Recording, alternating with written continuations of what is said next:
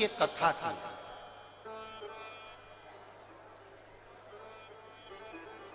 अगस्त ऋषि का एक संवाद आता है कि जिन अगस्त ऋषि को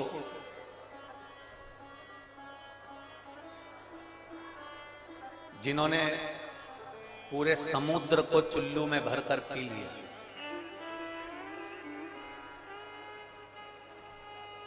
जिन अगस्त बाबा के दरवाजे पर भगवान शंकर माता सती को लेकर कथा सुनने के लिए जाते हैं।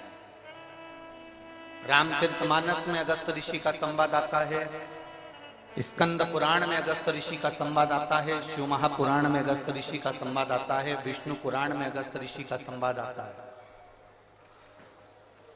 जिन अगस्त ऋषि को कुंभज ऋषि भी कहा गया, जिनके दरवाजे पर भगवान शंकर माता सती को ले जाकर कथा सुनवाने के लिए पहुंचते हैं, वो अगस्त ऋषि का जन्म कैसे हुआ?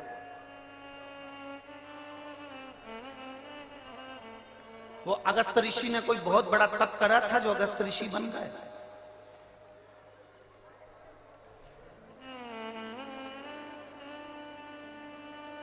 वो अगस्त ऋषि ने बहुत बड़ी तपस्या करी थी जो अगस्त ऋषि बन गए?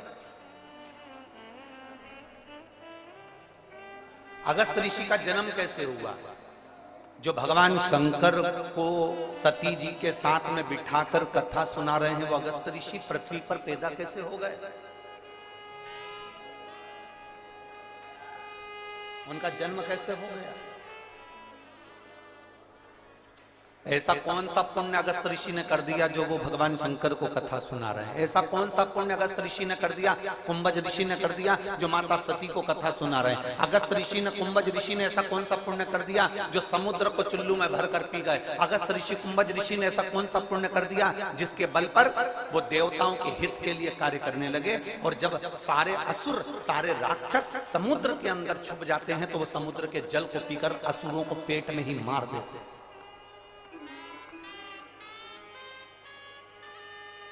वो कुंभज बाबा, वो अगस्त ऋषि का जन्म कैसे हुआ? स्कंद पुराण कहते हैं, प्रभास क्षेत्र में,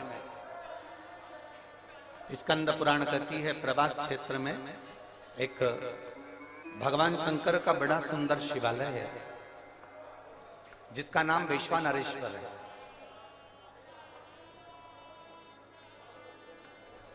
वैश्वानेश्वर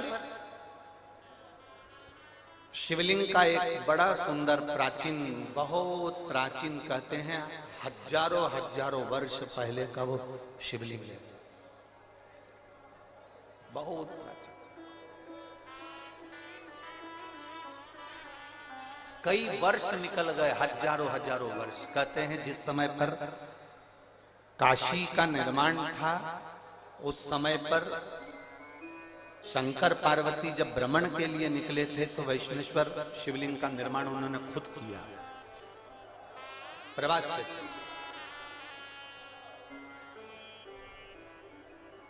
उसी शिवलिंग के मंदिर के गर्भगृह में, उस मंदिर के अंदर एक तोता रहता था, एक मिट्ठू,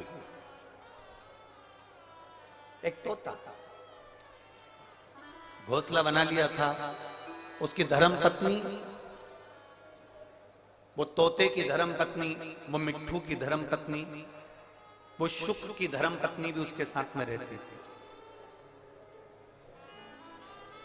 दोनों साथ में।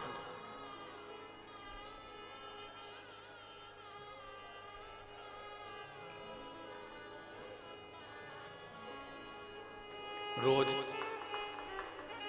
प्रतिदिन वो तोता, वो शुक्र, वो पक्षी उड़कर जाता, घास का एक तिनका उठाकर लाता और अपना घोंसला बनाता जाता। वो तोती, वो शुक की पत्नी, वो भी जाती, घास का एक तिनका उठाकर लाती और अपना घोंसला बनाती रहती।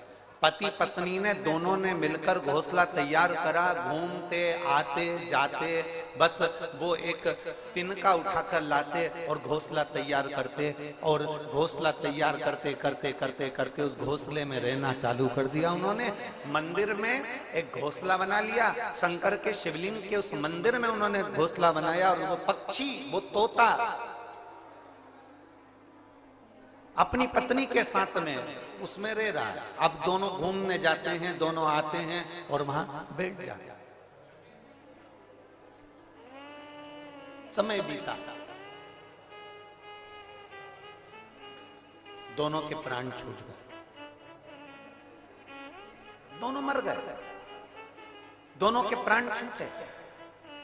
और प्राण छूटने के बाद वो जब तोता तोती मरे, मरने के बाद यम की कैद में जब वो चढ़े, धर्मराज ने उनका निर्णय किया। धर्मराज से किसी ने कहा कि ये तोता तोती मरे हैं, ये पक्षी मरे हैं, ये पक्षी मरे हैं, तो इनका अगला जन्म किसका होगा। इतने में धर्मराज ने कहा कि इन्होंने अपनी पूरी जिंदगी अपना घोंसला बनाने में निकाल दी, अपना घर बनाने में निकाल दी, इसलिए इनको स्वर्ग नहीं मिलेगा, इनको अच्छा जन्म नहीं मिलेगा, इनको नरक फेंक दिया जाएगा। इतनी देर में वहीं से नंदी पर बैठकर मेरे देवाधिदेव महादेव निकल कर जा रहे थे, जो कालाधिपति थे।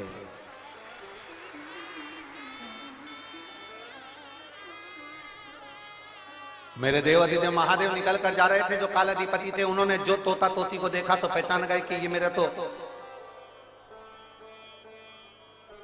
वैष्णवेश्वर, मेरे शिवलिंग के पास में इन्होंने घोंसला बनाया था, और ये मेरे शिवलिंग के आसपास में परिक्रमा करते थे। जब भी उड़कर आते थे मेरे शंकर के मंदिर में चारों तरफ घूम के फिर अपने घोंसले में जाते थे। मंदिर में आते थे, फिर घूमते थे, फिर घोंसले में जाते थे, फिर घूमते थे, फिर घोंसले में जाते थे। ये पक्षी घूम घूम कर मेरी परिक्रमा करता था। शंकर भगवान ने कहा यह कोई साधारण पक्षी नहीं है, इसने मेरे शिवलिंग की परिक्रमा करी है, मेरे शिवलिंग के आसपास घूमा है, इसलिए साधारण मनुष्य नहीं बनेगा, ये साधारण जीव नहीं बनेगा, ये नरक का भोग नहीं भोगेगा, ये पृथ्वी पर जाकर एक ब्राह्मण और ब्राह्मणी के रूप में जन्म लेगा, और साधारण जीव ये जन्म नहीं होगा। और महाराज, इसकी पत्नी का नाम लोपामुद्रा होगा, और ये जो पृथ्वी पर जन्म लेगा ये साधारण मनुष्य नहीं होगा, इसका नाम अगस्त ऋषि होगा। अगस्त ऋषि। अब जरा विचार करिएगा, शंकर भगवान के शिवलिंग के ऊपर चारों तरफ घूम रहा है, तो पक्षी अगस्त ऋषि का जन्म पा लेता है।